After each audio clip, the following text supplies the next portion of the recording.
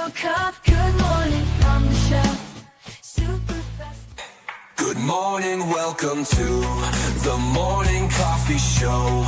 Let's talk from in the shell and share good vibes and good times.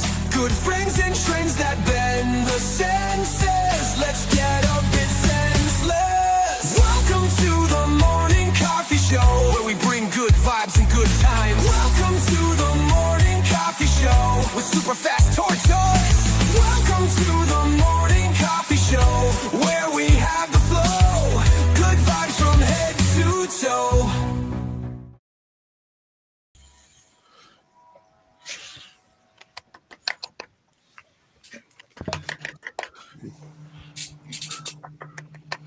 I wonder how long Hillbilly's going to do that. Hello, everybody. Welcome to Fast Tortoise. Today is a Q&A day. People can ask us questions. We'll answer them. We'll have fun. Yep. I have a question. Boy. I have a question. What's up? What are the winning lottery numbers for tomorrow? Not the upcoming, not the one that just happened, but the one that hasn't happened yet. I need the winning lotteries numbers for next week. You're from the future. Shouldn't you be able to go back and figure that out yourself? Well, but I'm from the future, so I need the winning lottery numbers from my future. It could be your future's future. The future's future of futures of today. Right. You know, because I'm talking to you in futures past. Mm-hmm. All right. So I can get all the old lottery numbers for the last 2,000 years until you guys are there, but I can send them to you and you can invest for me. Yeah, right. Backwoods collector, hello. I know what you want to do. You want to win the lottery, put it in a bank account, go back to the future when all that what do you call it? Investments put into it. What is it called when they give you money for holding your money? Interest? Bank. Yeah, interest. Yeah, you're gonna put that millions of dollars in a bank account and build it on interest. And when you go back to the future and you access that account, you'll be a triple billionaire. Mm-hmm. Actually, there was an episode of what was it, Futurama, that did something like that. Mm. Yeah, there was a couple. There was the episode where Fry checked his bank account from the 90s and realized that he was really, really, really, really, really rich, and he decided to spend his money on coffee.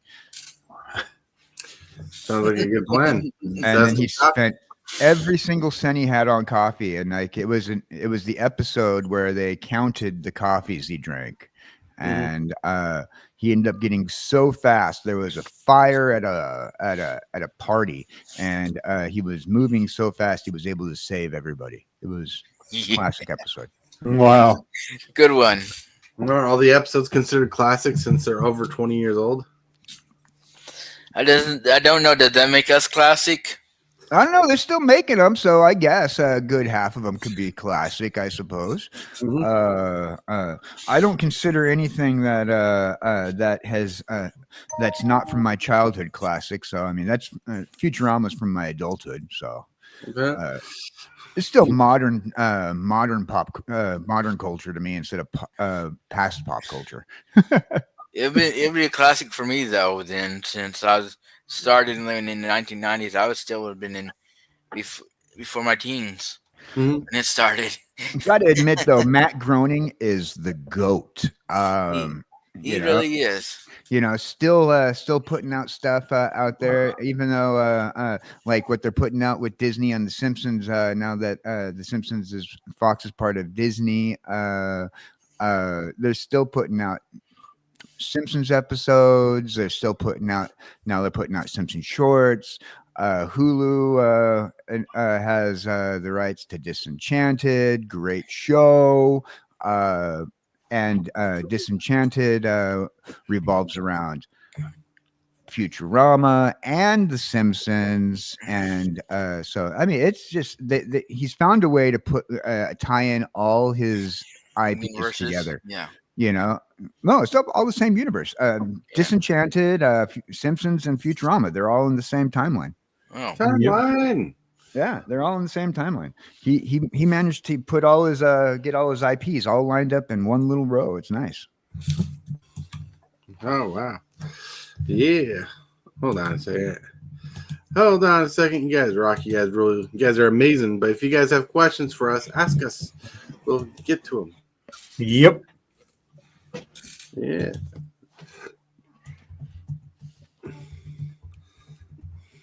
All right.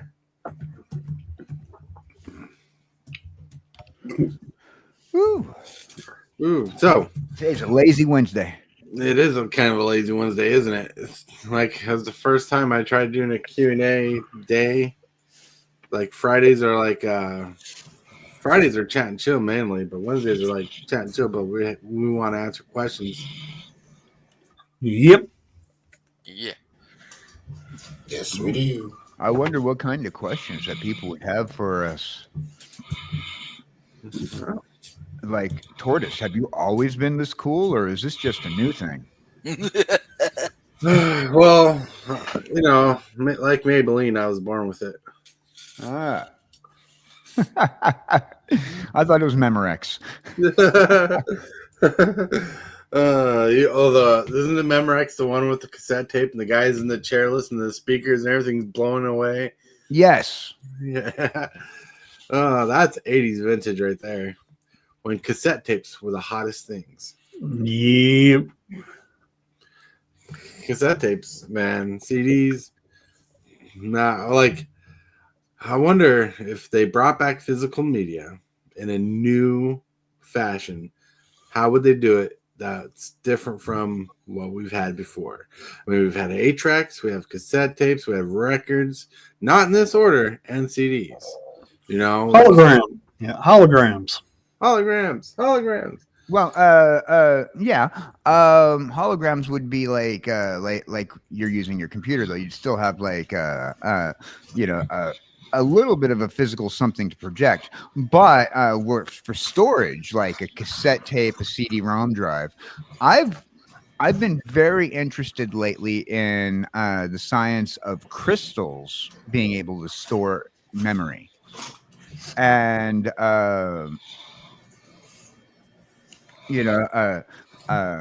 there has been a lot of research into storing data into like little crystals and whatnot. So much, in fact, that NASA has created these little crystalline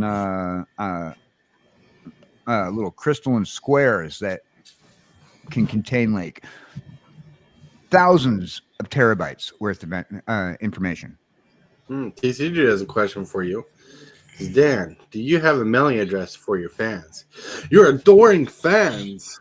Actually, I'm looking into getting a PO box soon, but I might end up having to wait about a year for that. I was thinking about getting a PO box because I don't trust my neighborhood regarding package deliveries, Right. and the more I look into package deliveries lately, particularly because, I'm building this this care package for Jesse that we're going to send to the UK. So far, we've had 3 people donate towards the care package, and but when it comes down to it, if I do get any bigger, and the word fans being something I laugh at, because I'm like, fans, really? I'm just a blotch of ink on your screen. Oh yeah. Can you imagine all the fans you'll have? You'll be recognized everywhere pretty soon. You walk to the store and people are like, oh no, it's Boy Dan, run! They're like, hello, Lone Wolf. Morning. Morning. Good morning. Good morning. Good morning. Morning, Bless y'all. you. Yeah. What about you guys? Have you guys ever thought about like getting like some sort of PO box so that way you don't dox yourself to your fans? Yeah. Yeah, we've And talked about this. other good reasons. Yeah, we've talked about and discussed it here. we looked into it actually, and the only thing that's hindering us is it's kind of expensive. It's a yearly payment. Like it's like $160 a year. Jeez. Yeah, it is. I was looking into it myself, like I said, mainly because of can't trust my neighborhood. You know, my neighborhood is the 7 Cs of porch pirates, Right. and I'm constantly, even with with things like Amazon, like I'm waiting and waiting. I've seen like these like little drop boxes that they can put stuff into, Right. and it locks automatically until you open it to get the stuff out. Yep. But my apartment complex doesn't allow for those things. Wow. It doesn't allow. Too bad you couldn't have a lockbox at your apartment. You know, like that'd be so much easier. Because like the last apartments we lived in, we had the lockbox mailboxes, and we had a big mailbox. So if you got a big mail, they put a key in your mailbox that you could go unlock that mailbox and grab it. Yep. Oh yeah, we have that too with our mailboxes, but you know, like those are just super small. Even for like getting like a standard size package, they don't they don't like think about like standard size packages. They're just for like oversized mailers that don't fit in your box. And even then, our post office doesn't even care. Literally, Backwoods sent some cards and things to me and Jesse not too long ago, and for the care package. And I was worried about the condition of the cards that were put in there because the bubble mailer was folded in half in order to put inside my thing. Right. And you know, so the post office doesn't really care. You know, they are people say that UPS is called UPS because of oops. No, the United States Postal Service is the worst though. UPS actually sends stuff right to my door. They knock really hard. They do the cop knock. You know, they're the most respectful of all the postage companies out there. Mm-hmm. You go down. I made fresh coffee, by the way. You go down and you get you go down to the post office and like boxes are damaged when you go and pick up something from the post office because it's too big to fit in the thing, and the postman's doesn't want to deliver it to your door for some reason, and the box is damaged. And but you get something from FedEx, UPS, the box is never damaged. Never damaged. The UPS is really good. Depending on what you're shipping and how you're shipping it, sometimes it's better to go through UPS or FedEx, but varying on the price range and what you're shipping. You know, like when I was reselling on eBay and stuff, we learned that there's like different places to go. Like we mainly shipped USPS, and we had that figured out at the time, like what boxes were great and what was good to use.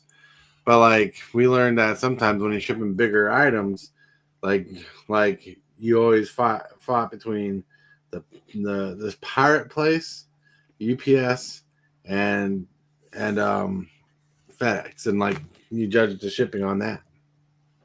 Yeah.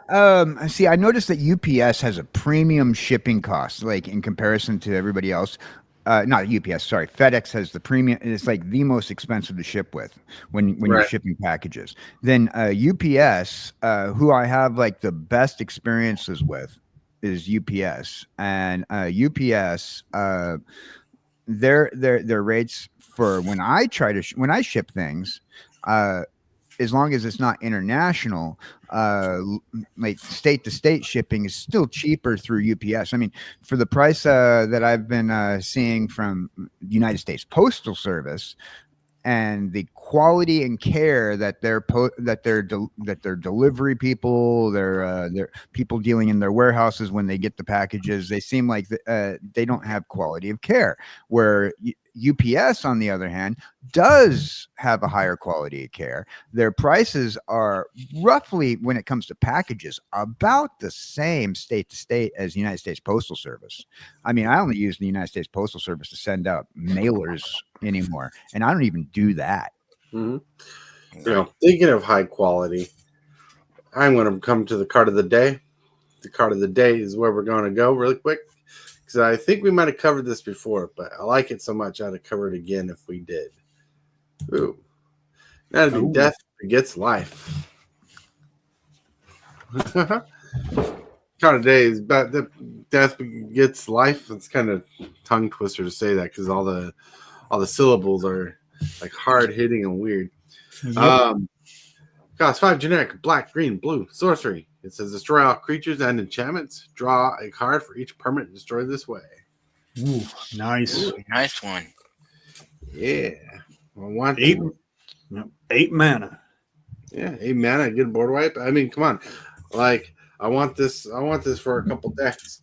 And I want this for my dragon deck, my dinosaur deck. I want this for my Traxa deck. And my dinosaur deck, man, the dinosaur deck I'm talking about that would run this, you usually play just Wooburg. That's really solid. Mm-hmm. Yeah, that's pretty solid. This is a good board wipe. And because in my dinosaur deck, I already run expensive spells like Ruinous Ultimatum and Groot's Wake, Plague Wind. All the good ones.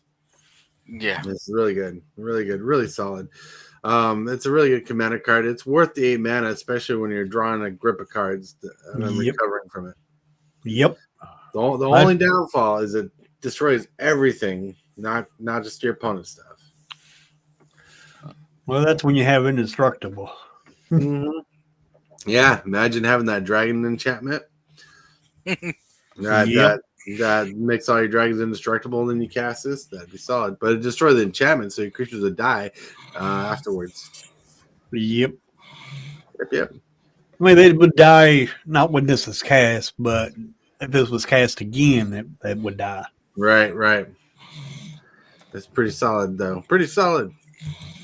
Let's see. That was the card of the day, and we got Tom Mitchell.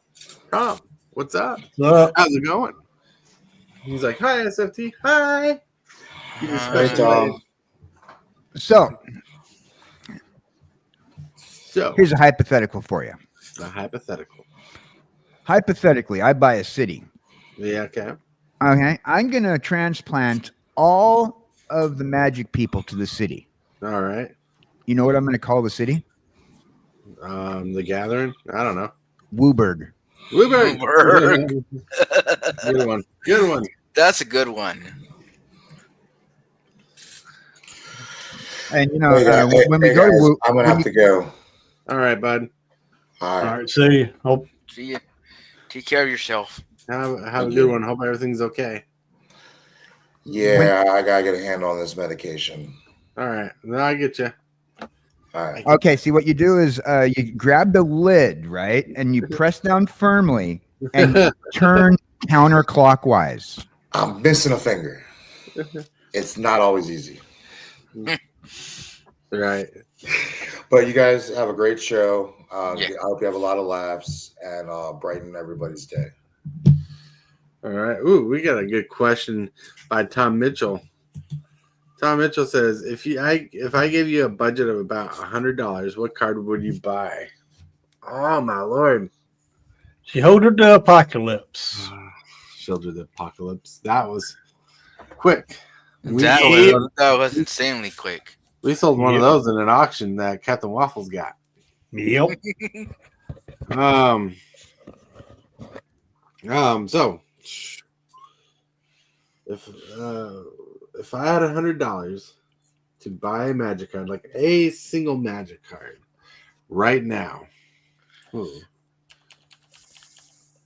there's actually a grip I want to buy, and some of the prices, some of the cards I don't know the prices of yet, but I think I would probably buy like a special art of either a dragon or a dinosaur, or the special version of Craterhoof Behemoth that's coming out, because that one's like $40 right now.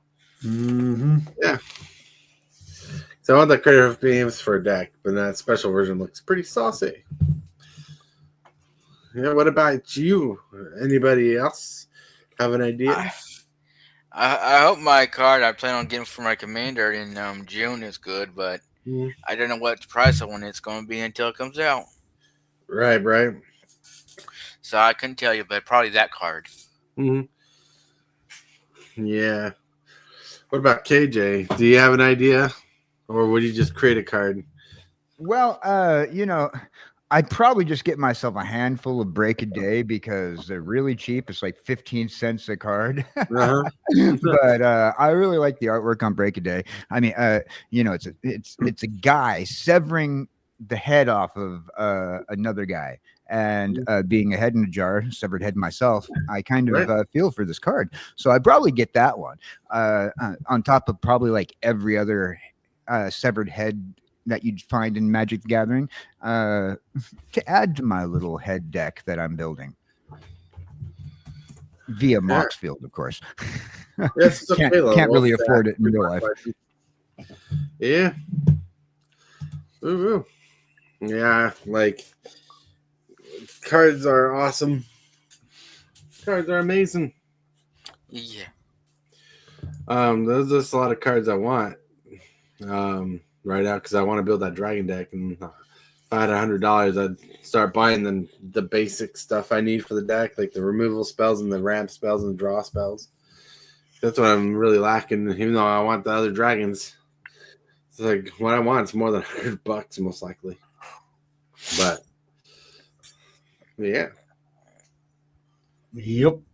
but still, because like the dragon deck, I did a video on like what I had, showed you what I had, and I'm like, I got plenty of dragons. There's some dragons I still want, but like I just need the stuff to build the deck, that build around the creatures, and some of that stuff is coming out in Tarkir, which is releasing on the 11th, and the pre-release is on the 4th, which I need to call about and get the information about that from our local store. Yep. KJ, man, he's really drowning in the money over there. Why don't you share some with the rest of us? Yes. Really? Oh, like I said at the beginning of the episode, I needed those winning lottery numbers for next week, and went back in time, got it, went forward in time, and then went back in time again, invested back and forth several times, and now I've just kind of broke the universe, and it's been raining money here for a minute. The economy doesn't exist anymore because I went back in time way too many times in order to make this happen. Mm-hmm. Sounds good to me. Sounds good. Like if I had $1 million, instead of spending it, I'd just find a way to make it look like it's raining real money all the time. You know, Before money invented, we used to trade to get what we wanted.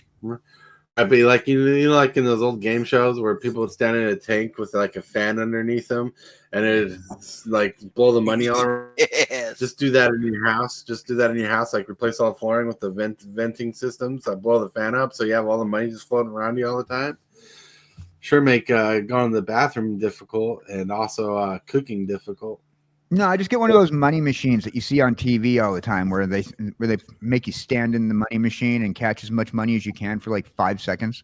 Right. Yeah. Right. I'm waiting on this question Lone Wolf has. He's like, I got a 2-part question for y'all this morning. Is it okay to ask? And I'm like, yes, it is. Yep. I'm like, what's this question? He's like, I wonder if he's typing. There we go. So how do you all manage the anxiety of streaming or talking like you do on camera? And what would you recommend for someone that is playing on Spell Table with family and friends? All right. I'll take this last. Okay. Hillbilly, you want to start this one out? Sure. Let's see. I'm going to read that question again. How do you manage the anxiety of streaming? Anxiety of streaming, I just, first starting out, I was nervous about streaming. Never done it. But you just have to throw your hands up and say the heck with it, and just do it. And then you'll find out if you like it or not. Because streaming is not for everybody. But always remember one thing. Don't think that it's a job. And if you also get people, bad people in your chats when you do start streaming, then don't be afraid to ban them from your channel. Because there are some people out there that will come into your stream and they'll swear and stuff like that and do stuff that they're not supposed to do. And that's when you got to, just lay down the band hammer and ban them from your chat. But as far as anxiety, there's not much. I don't think there's much anxiety on doing it. The hardest thing about doing it is just doing it. You just have to, like I said, you just have to throw your hands up and say the heck with it and just start and just do it and see if you like it or not. Oh, yeah. Well, so let me go on what you're saying, because you just kind of went far into like, yeah, I did above beyond a little, like with the people, because he's talking about like doing friends and family, so people he knows, right? Friends and family, yeah. So the first thing I want to say, Lone Wolf, if you're going to be streaming, be okay with messing up. Right? Oh, yeah. You're going to mess up if you like it or not. You might be nervous. You might not be. You can't control what other people do, like Hillbilly was kind of saying. Yep. People will learn slowly or fast on how to act on a live. But you got to take that with stride and not over criticize yourself for it. Yeah, there's been times that Tortoise has messed up. There's been times I've messed up. Like last night, I messed up on Hillbilly's stream by misthinking of a card. I had a card in my hand that returned all auras from my graveyard to the battlefield, and I thought the ability on it was a different card. I mantle the ancients, and stuff like that will happen. Like if you mess up on a card and whatnot, like just take it back. It's not important as long as you fix everything accordingly. And sometimes if something happens, someone says something a little unsavory, you just ignore it. You just ignore it and continue the show. And when you're done with the show, you address it off the live, Right. Correct. And sometimes I've messed up. And then I'm like, well, shoot, I messed up. But I don't address that. I just go on and just keep going, not even confronting myself about the mess up and not even acknowledging that I messed up. Right. So because there's a natural learning curve that comes with streaming. Like if you're going to be streaming off StreamYard or Streamlabs or OBS itself, you're gonna have to learn that and do all that research yourself. Yep. You're going to criticize yourself anyways. Just don't punish yourself too much. Just learn to move with stride. Exactly. I mean, go ahead. Get used to it, right? You got to get used to going live. And going live is not as hard as you think it is. Like today's episode is based off reading off chat and stuff and going off chat. It's almost like talking to there, but you got a delayed response, so you get time to think and they get time to respond. And as much as you go on with it, you get more comfortable with it. Like that's why I let people join the lives and stuff. And people who join the lives and join the show and talk, they get that experience of talking on the show more fluently. It's pretty good. You just got to do it. Yep. And you also got to get used to talking to yourself. If you're solo, and if you're streaming and you're doing, like for example, let's say you're doing arena. So you stream arena. You got to get used to, and you do that, then you got to get used to talking to yourself.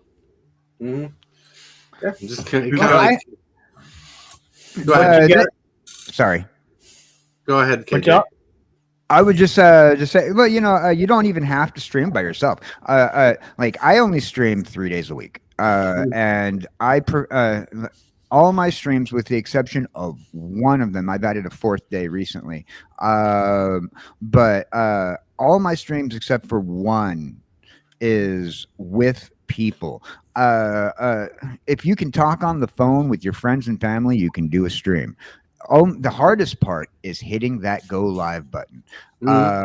So if you can get up, go over to your desk, turn on your computer, hit that go live button, find yourself a collab partner, collaborate, go do a talk show, sit there and BS with your friends, because a good majority of the people, you guys in chat, Tom, Backwoods, everybody out here, we talk all the time on the telephone to our friends and family. We go and socialize at the LGS. We go to our comic book shops and talk about our favorite comic books to our friends and the other people there.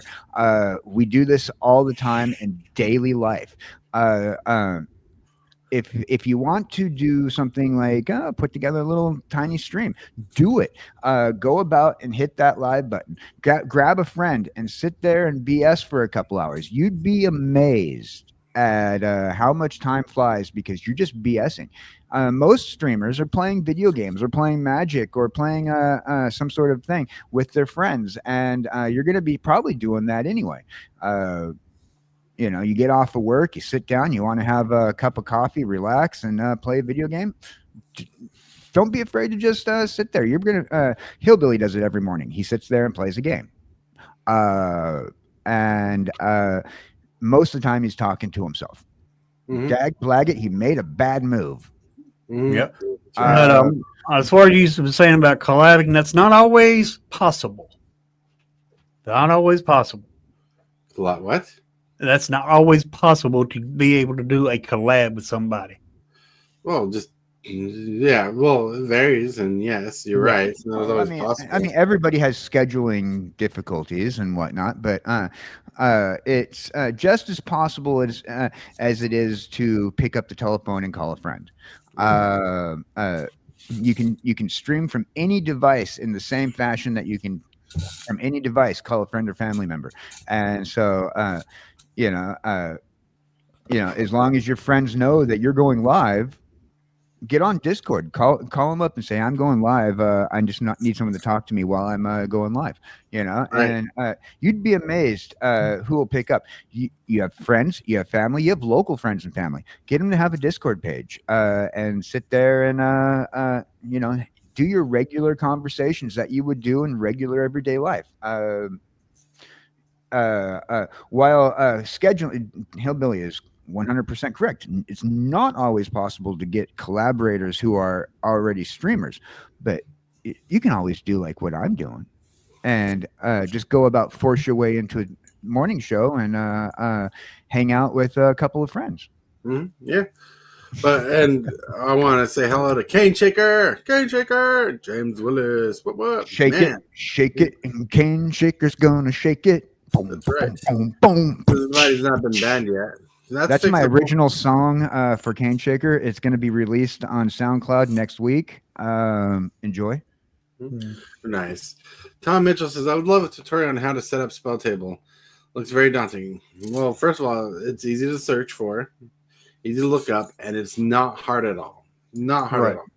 This is one step at a time. Yep. And you got us to ask questions. Oh no, hello.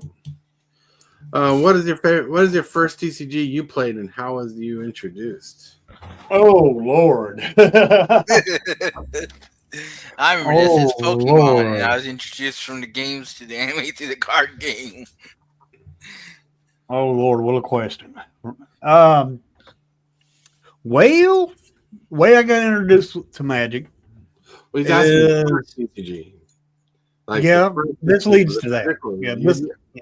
This will lead to that. Yeah. All right. First, I had my brain aneurysms back in 2015. Became homeless, met some guys, taught me how to do Magic. And the first TCG store, LGS I went to was a local TCG store in a city and state called Huntington, West Virginia. Mm-hmm. And was my first TCG, and that's also where I took my first pre-release, which was Kaladesh at the time. Ooh, Kaladesh. And as far as the name of it, I do not know the name of that TCG store. Yeah. LGS. I thought you used to play Yu-Gi-Oh before Magic. I did, but I just bought the cards. Well, you never played? I never played the game. I learned self-taught myself how to play the game, but never played at a LGS with the Yu-Gi-Oh cards. Mm-hmm. Yeah. But the actual LGS I went to was actually in Huntington, West Virginia. Mm-hmm. All right. Well, that's a good one. See, I was a Yu-Gi-Oh player myself for a bit, but I got introduced to TCGs via Pokemon. Tried to collect them for a minute, but just like Magic, Pokemon is very saturated with a lot of merchandise, and so I quickly dropped Pokemon, got into Yu-Gi-Oh, and did Yu-Gi-Oh for a few years until they completely changed the game mechanics on Yu-Gi-Oh.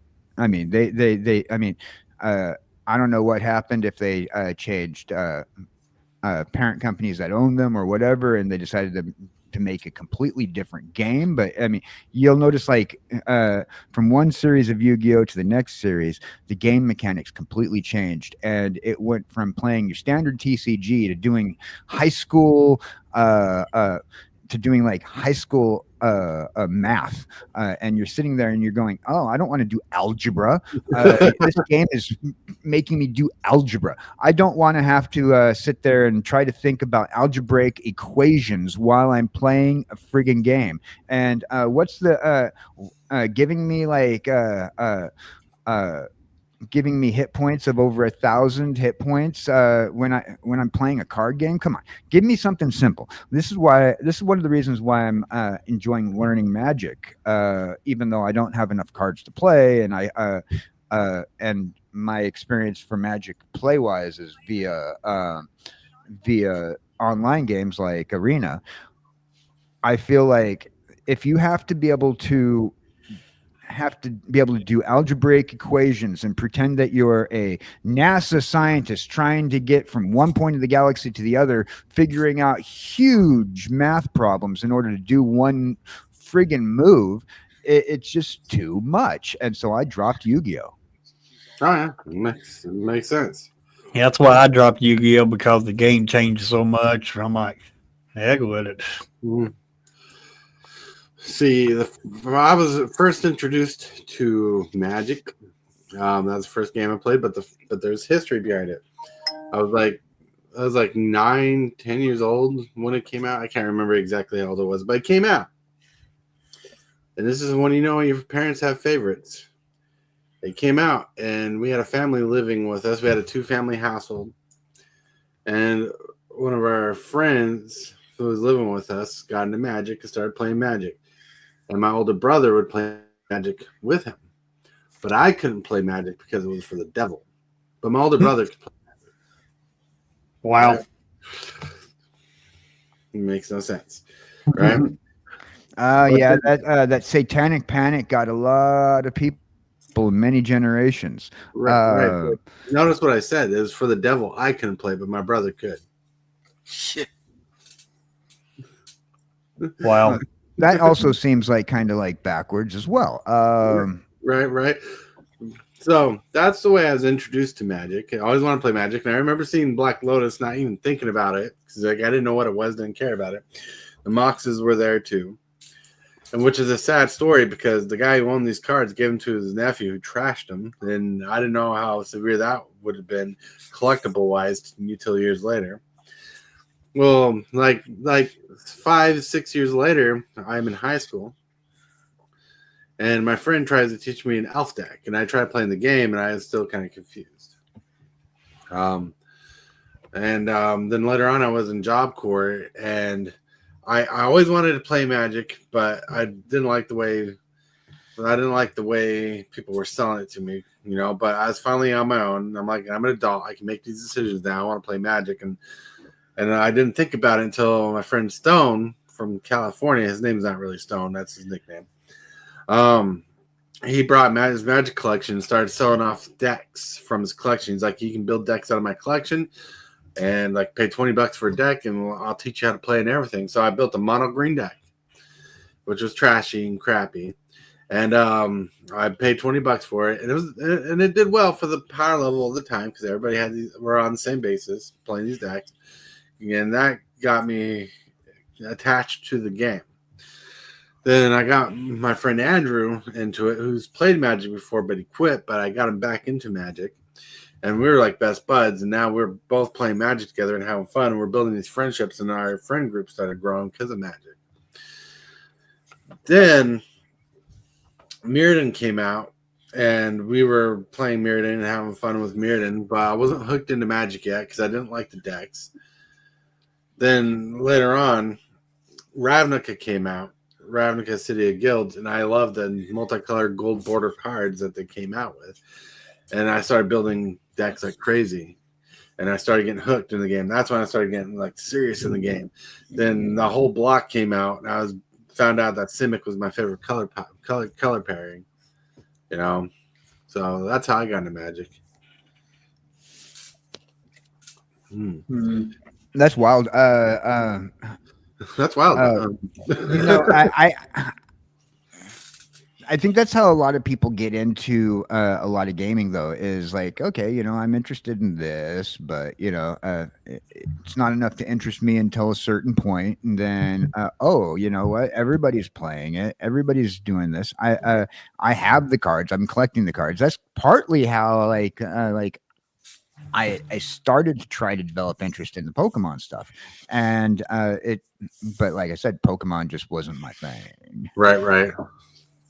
TCG, dude, I could show you the ropes on like the old school version of Yu-Gi-Oh. Like I said, though, with the new version, I don't think I'd be able to do that because the whole math thing.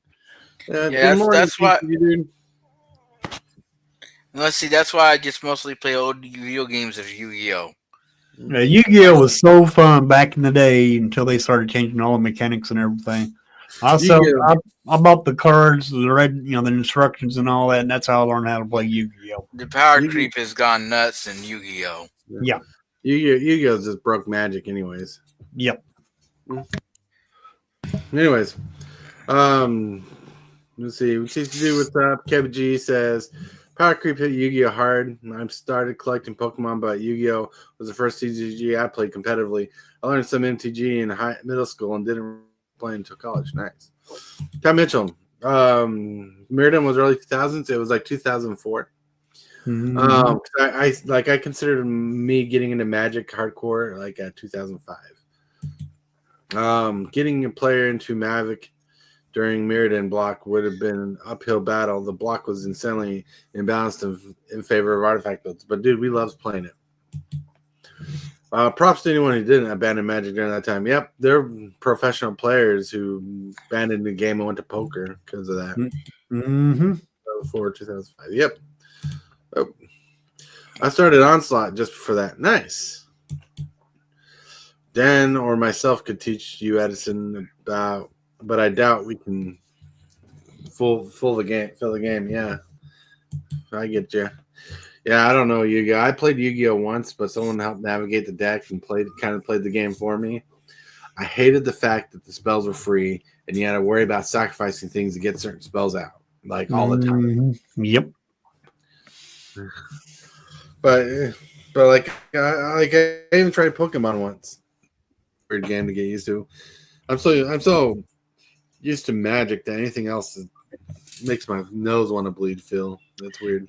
Yeah, that's one game I've never have tried to play is Pokemon. Pokemon. In the Pokemon client that they have one on the internet on PC and stuff, I can build any deck easily. I got enough points to. I wish I was going to say I wish I had those kind of resources in Magic Arena. So Lone Wolf says my family got me into Magic. Started with Standard and worked up into Commander, but ended up quitting Commander because the toxicity. Well, there's toxicity in every game and every format somewhere. Like the more competitive people are, the more toxic the game get. You trust me, my wife knows this even more than I do because she was getting a Standard when I was getting Standard in the original Target block. Like we both were in Standard in the original Target block. And she had a completely different experience, which is on a video on the channel about her experience with LGSs. And there was a lot of toxicity. and a lot of masculinity issues at the time that really pushed her out of the game, which was really sad. And if you watch the video, it's a really good video. Like toxicity just infects any game, any player based on the competitive level. Yeah, I mean, you take toxicity, like right now in standard, what's going around is Pixie Blink. Such a great deck, but it's hard to beat that deck. I mean, it can be beat, but it's hard to beat it.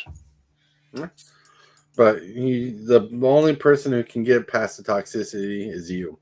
You're the only person who can make the change.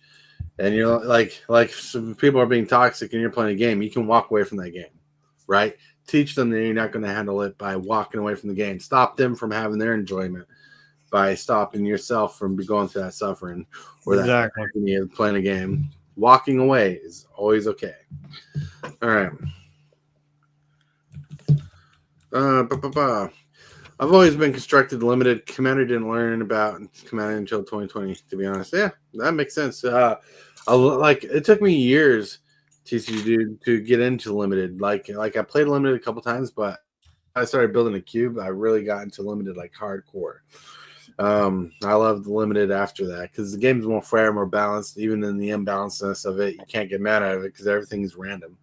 All right. What that could be due to can't really prey on kids since Pokemon also appeals to kids. Doorbell. Ding dong.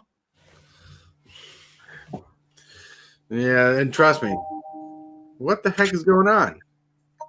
I don't know.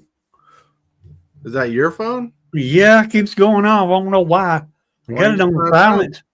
I got it on silent, but it just keeps on going. That's weird. That's weird. Yep. That's a loud doorbell. Yeah, it is. See, maybe I got it. Or Tom, like Lone Wolf or Tom, when you're streaming, you can't prepare for things like that, so you just got to roll with it. Right. And then after the live's over, you yell at Hillbilly. Yep. I'm waiting.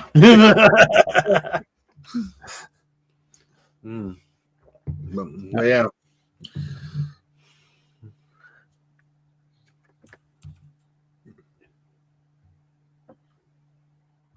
Saying that comment. Saying that comment with others doesn't do justice. They don't meow. Get off. Get off.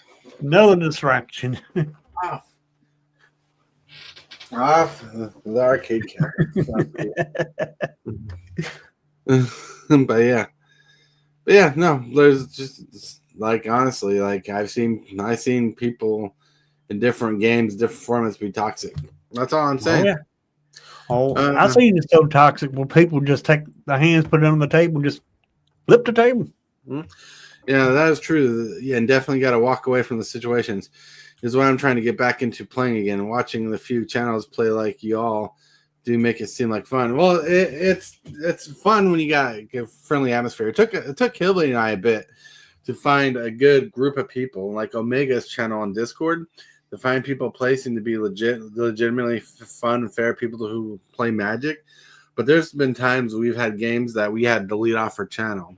Like, for example, when I first learned about Spell Table and how to work it and stream it, there was a game I was playing, and a guy was rigging his deck as he was playing with a perfect sequencing and overpowered. And someone called him out on his cheating of the game. And the guy turned around and started yelling so many profanities and words that should not be said on YouTube or in person, right? Yep. That had to stop the game, delete the channel, delete the video. That was one of the first times that's one of the first cases I was like, okay, maybe I should stick to people. And that's when Omega reached out to me after that, because he was watching the stream and he's like, join my Discord. We have friendlier players. Yeah. And there's been one stream I remember I done. I made it on StreamYard, not StreamYard, Spell Table. I made it public. So anybody that was on Spell Table could join. Mm-hmm. And Pokemon TCG Live Economy is the best. Yeah, that's a good one. Yeah, but one guy was playing Erd Dragon. He got mad at another player for playing Mutate. And when he attacked with his Erd Dragon, he lost his Erd Dragon. And when he lost his Erd Dragon, which was his commander, he got so irate that he just started flipping off. And I'm like, really? And myself, I do not allow cussing on my channel because you never know what age a person is that's watching your stuff. I mean, it could be a kid. Yeah, it may be labeled not for kids. That don't mean nothing. I always try to keep everything family friendly. And that's one reason why I don't allow cussing. But this guy, he was saying all kinds of cuss words and everything. I mean, he was just flipping off. And I had to delete it. I had to delete the video. Yeah, it's because some people are playing from the comfort of their own homes, and they don't think and regard that the fact that they're playing with other people at their own homes or streaming to millions of people that they don't care, and that's the issue we had. That's why finding a good group of people to play games with, inviting certain people to play games with has always been good. And it's always good when you find another streamer who wants to play because they understand the streaming rules. Like, it's okay to cuss every once in a while. It's okay to have a few swear words in your conversations, but sometimes when people say certain profanities that should not be said or go overboard with it, it is really ridiculous. Yeah, you just don't want no sailor on your stream. Tom Mitchell says, as long as no one plays blue, it's fun. Yeah, what I mean by sailor, I'm not tight, No, we putting get them in the spot or anything. You just don't want somebody on your stream that cusses like a sailor. That old saying goes. Right. But still, it's just one of those things that happen, and like I couldn't let that be. You can't let that defeat you and beat you down, because like in order to get past that, you got to realize you got to keep on trying to do it. Right? You can't just let that take you down and be like, I'm never doing this again. You just got to try a different way, try a different route. Like if you're going to try looking for new people to play with, like starting with Omega's Discord, which I have to get his link later on and share it later on, like in a different video or something, because he's a really good channel to groups of people to play with. Yep. Which is how we met Hero Wave. He's been on the show once, Yep. And he's been played games with us several times. What if your goal is to be like Popeye? Well, I guess start eating spinach. Yep. Dude, Discord. All right. So, anyways, it is time to get to the bumper. Hit that subscribe button. Become a part of the creep. Too much to take. So it's lit. MTG3, are you game? Rise, creep, rise, building a following as we gain. Spitting fire like a dragon, no one can bring us down. MTG3 in the house, we own this town. Ripping through the beats with a fury. Whoa. Whoa. You know what time it is. It's time to chill with the thrill, right? Time to chill with the vibe. Oh, yeah. Thank you guys for all your wonderful questions and keeping the show alive with your questions. Like Wednesdays are going to be try to be the Q&A day, so we can just sit back, ask questions. Because I like that fact. Yeah. Oh yeah. Yeah, sounds good to me. That's the only damn I'll be here for questions and answers. Tom Mitchell, did anyone make a hair print deck? Well, I haven't. I have. Popeye's Secret Lair. Popeye's Secret Lair. Hey, you never know about wizards. You never know.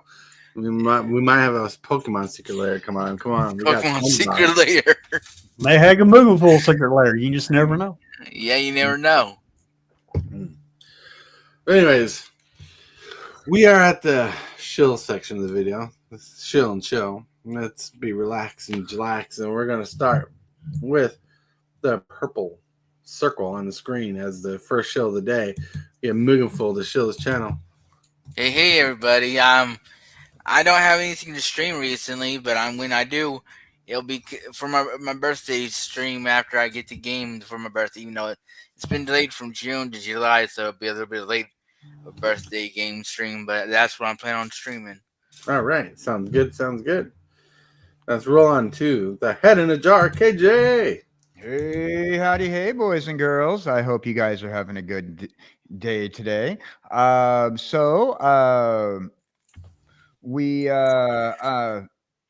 see, what do I got going on? Oh man, I got a lot going on. So Wednesdays, that's tonight. Jesse and I are going to be doing procrastinating across the ocean. You won't be seeing much of Jesse right now. She's on hiatus for a minute, but she will be there tonight. And we will be once again exploring the lore of Jesse Hellwheeler and kjcowboydan.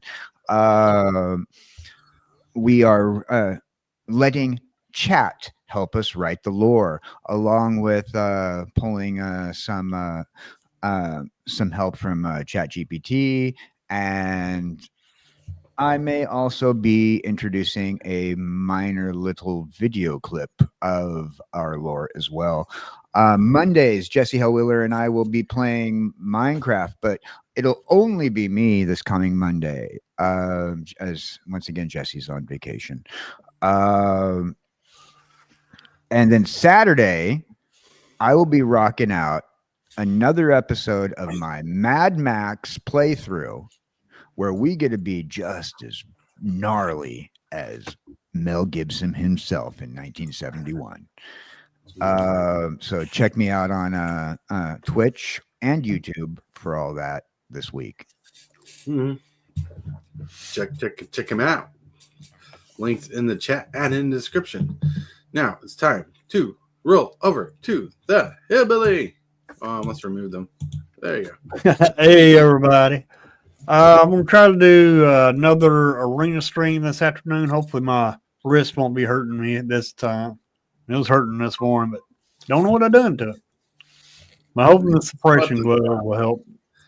But anyway, I'm going to try to do another arena stream this afternoon around 2 o'clock. And really, that's all I got planned for today. All right. Sounds good. Sounds good. All right. Hey, everybody. It's Super Fast Tortoise. Today is Wednesday. I don't know what I have planned tonight. I don't know if I'm playing video games. I got the setup. I don't know if I'm going to try to put a commander game. I'm going to try to figure out something. So I want to do something tonight to commemorate my new office space. Yes. And you see the rubber ducky, right? You get to see Optimus better. You get to see all the stuff better. So maybe I'll just do a random live. Who knows? So all I'm saying, if you want to know what Tortoise is doing around 6-7 tonight, 6-7 Central Standard Time tonight, hit that like button here, right here. Hit that subscribe button and toggle that bell. So when I go live, you'll be notified. And you can be like, I'm hanging out with the Tortoise super fast. And with that, my friends, I want to thank you for chilling out with us today. Everybody have a good day. This was an awesome questions day. And I hope to do this every week where we have a question and answer featured day. Hillbilly is always here. If you have a question for him in Discord or on Facebook, he does have Facebook. He doesn't really use it much, but you can get a hold of him there. But if you have questions, it's better to get a hold of me through Discord instead of Facebook, because I hardly ever get on that thing. Right, but if you need to get a hold of him, you can. You can get a hold of me on Discord. Yeah, if you have questions. If you ever want to be on the show, let me know. In Discord, I'd definitely love to have you. If you guys want to learn, get comfortable with streaming and talking, it's always good to be on the live. But anyways, I want to remind you that you're all awesome and amazing. You guys are cool, right? You are loved. Someone's thinking about you. And if you can, brighten someone's day, because you might be the change they need today just to get through. And with that, my friends, play wise. I totally want to thank you for watching today's video. I really appreciate it, 100%. Like this video as if it's your favorite kind of pizza, dude. And if you wouldn't mind, consider smashing that subscribe button and hit that bell for notifications. Every one of these things you do helps the channel out a lot. The moves, the stretchies, and the flair. Super fast Tortoise is running the show. The crowd goes wild.